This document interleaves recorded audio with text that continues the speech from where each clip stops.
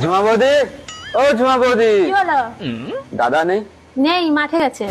বলছি ঝুমা বৌদি, তোমার দুটো দাও না। কি বললে? না মানে তোমাদের গাছে দুটো পেয়ারা দাও না। পেড়ে নিয়ে নেবে যাও।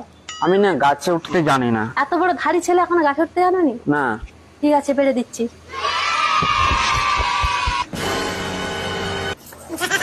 বৌদি গাছে উঠছে, বৌদি গাছে উঠছে, বৌদি গাছে উঠছে, বৌদি গাছে উঠছে, বৌদি গাছে উঠছে, গাছে উঠছে, বৌদি গাছে উঠছে। বৌদি এই প্যারাটা, এই প্যারাটা।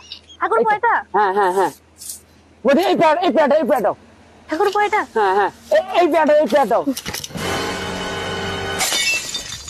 ওরে শালা, কমল নিচে আমার বউ উড়ে কি হচ্ছে?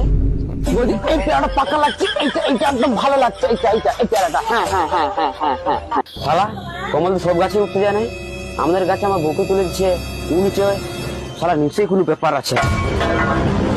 এই প্যারাটা। শালা শালা আমার বউকে গাছে তুলেছু।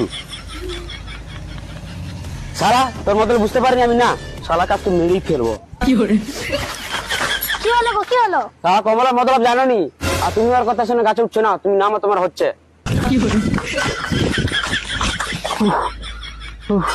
শালা কি বাঁচানো বেঁচে গেছে ঝুমা ওদের বোরের কাছ থেকে।